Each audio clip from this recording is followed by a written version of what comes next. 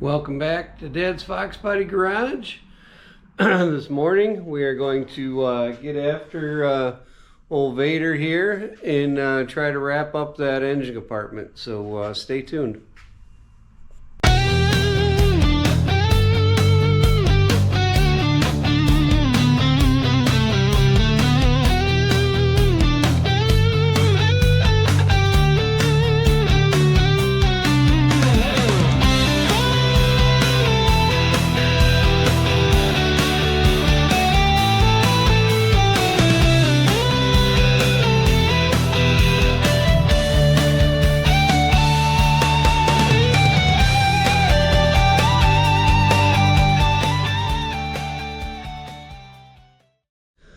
Welcome back, and yeah, like I said in the intro there, we're gonna get after Vader here and try to wrap this engine bay up. It's been 95 degrees and 98% humidity for weeks now here in Michigan, so really haven't been too motivated to get out and work on the old thing here. So we're gonna try to do that today. Did have a couple parts come in that we needed, well, at least one. Got a new lower radiator support, got a tubular, the SV, I think they call it the SVE from LMR. So we're going to cut off this lower rad support because she's seen better days.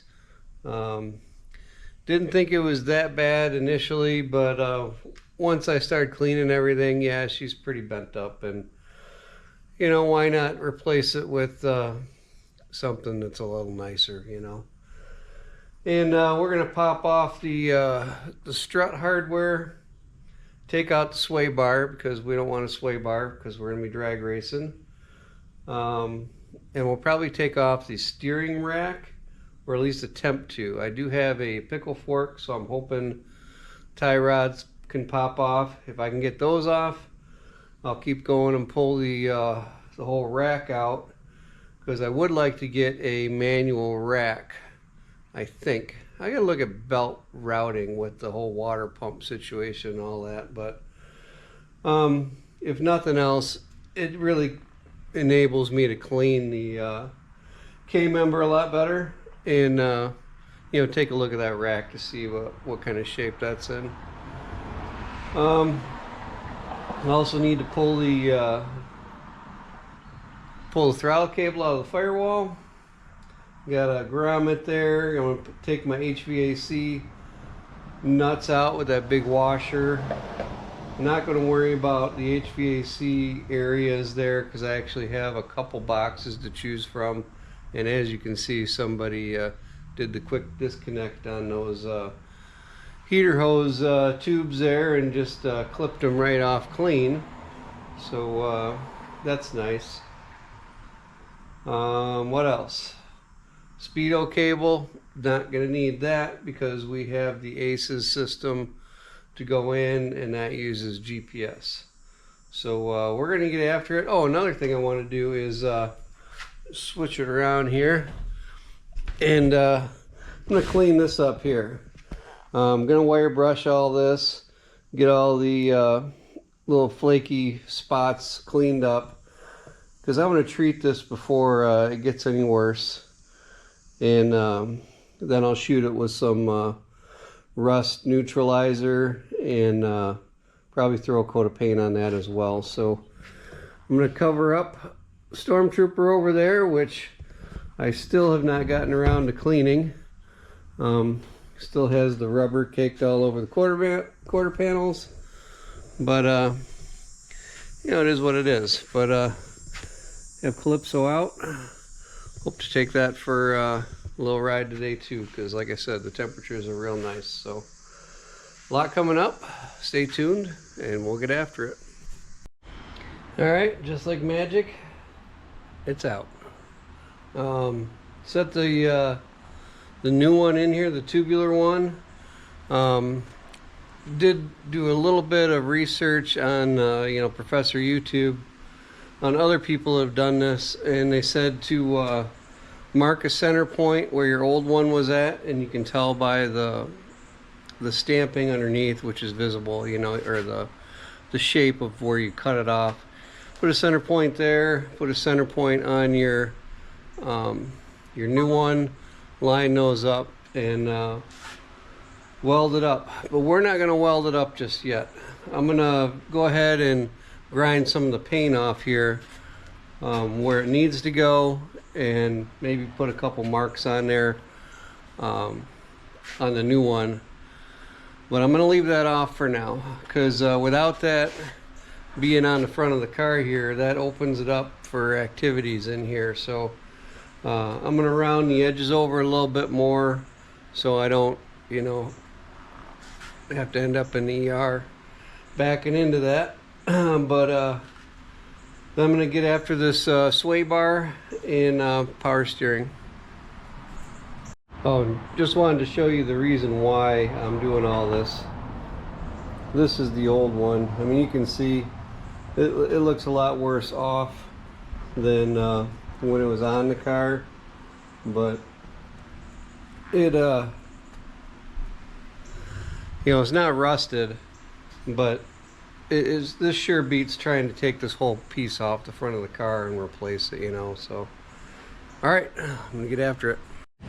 All right, so it's about an hour later, and as you can see here, that is no longer in there. So not gonna lie, it fought me pretty good coming out of there. Tie rod ends, I'm telling you, they still looked like they had the factory peened over cotter pins in them, you know, where they go over the top and down the other side. Yeah, I don't think they ever changed those on this car. They did not want to come out.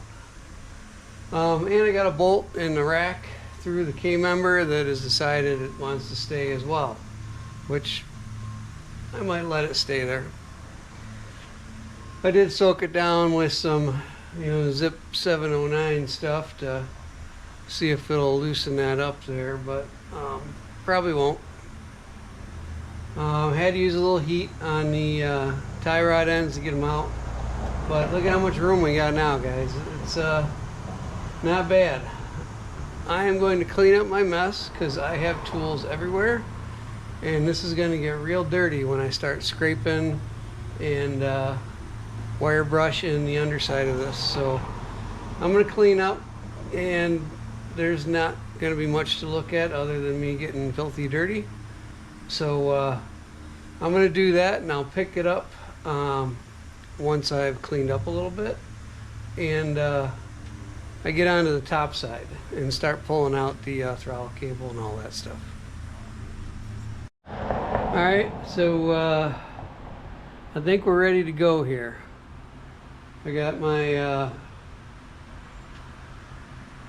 accelerator cable out, gas cable, whatever you want to call it. Speedo cable, cut that because we don't need that.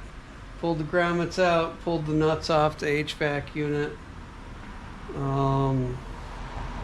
Not, like I said, not going to tape any of this off because none of that's going to stay. Going to pull the whole heater box out, and at that time I can either replace the rubber or, you know, I have another HVAC box in here.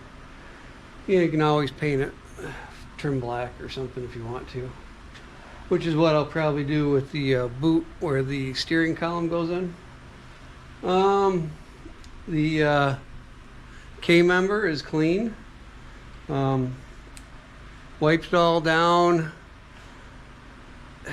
I don't know. I'd like to replace it someday, but for now it is what it is. You know, I hope to have the motor in here, sitting in here anyways, no transmission yet, but by winter time, so then I can pick away and I don't have to do things with the door open and all that. Because you know, as you guys know that have watched the channel, I do stack my cars for the winter time. But everything's been wiped down with wax and grease remover. I use the shop line stuff down here. Works well, and you know, the old brake cleaner was used to get the undercoating off. I didn't realize that this car was undercoated, and that was what a lot of that black buildup gunk was. So makes sense why it's still in decent shape, besides a couple holes from you know, your typical Foxbody area right at that turn there. But I think we're ready to paint. I'll show you what we're using here.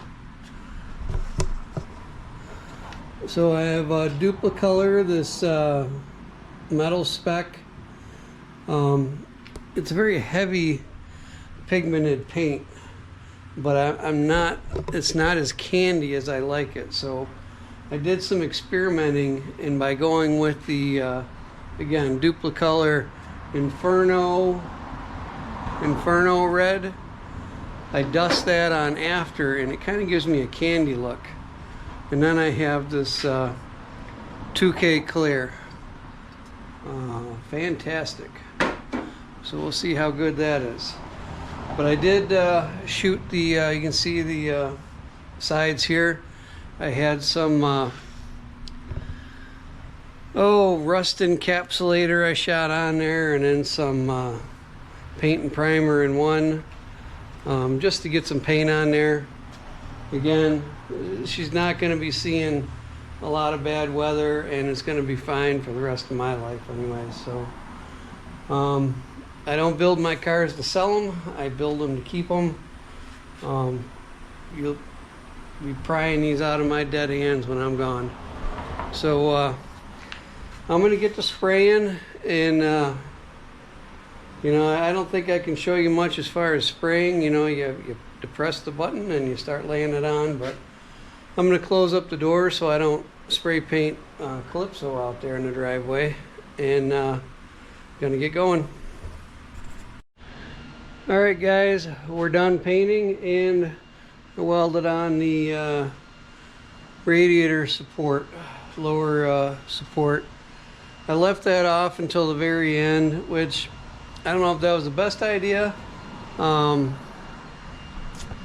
Did have a little reaction around the welded area when I blended the two paints, but it's going to be next to the radiator. I don't think anybody's going to see, but check it out. I think it turned out awesome. I am going to do like you know, chassis black on the K-member, just so it kind of fades away and you don't see it. But really nice. That's only one coat of clear. I think I'm going to leave it. You know, the thing is about shiny paint is it shows up every little imperfection, and I can actually see some factory runs that came through from their paint job, but I'm not going to worry about it. If anybody knows me, I like nice looking stuff, but I'm not a Riddler Award car kind of guy. I like cool looking and fast stuff. So most of the stuff I have is what I call 20 footers, and this will get the job done. I didn't end up using the Inferno red. I don't know. I started putting it down, and I'm like, oh, let's see what this looks like with clear, and I'm glad I did. I didn't waste the time and money. You know, I'll use that paint elsewhere on the car, or maybe I'll return it. But that was just Duplicolor color match stuff, so it wasn't very expensive. But I have to say that fantastic clear coat. I used one can on this whole thing, guys. That is awesome.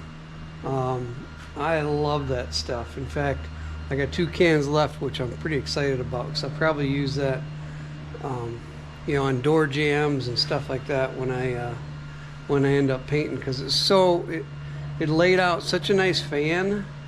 The tip on the can is really nice, unlike that Duplicolor I was using, the metal spec stuff over there. I'm telling you what, Duplicolor engineers, you need to do something with that trigger, because I could barely press that thing down. I was alternating fingers. You can see I have red on multiple fingers because I just couldn't do it. It was so ungodly strong. But yeah, really happy with finally getting this done, guys.